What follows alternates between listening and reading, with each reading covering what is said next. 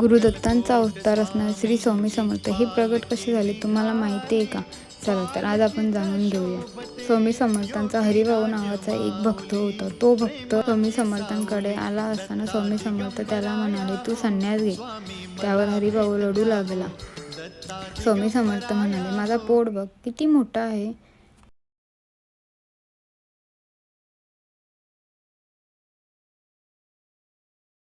त्यावर हात ठेव.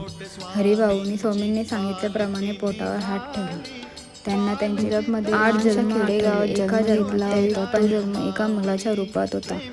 तो मुलगा देवासोबत गोट्या खेळत असत. देवासोबत गोट्या म्हणजे कसा, तो देवाचा डावही स्वतः खेळत होता.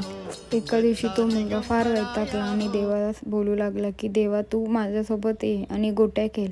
त्या मुलाचं निस्वार्थ प्रेम बघून देवाला त्याची दया आली. जमिनीला भेगा पडल्या, सर्वकडे अंधकार पसरला आणि जमिनीतून एक दिव्य शक्ती प्रगट झाली. ते म्हणजे श्री स्वामी समर्थ महाराज.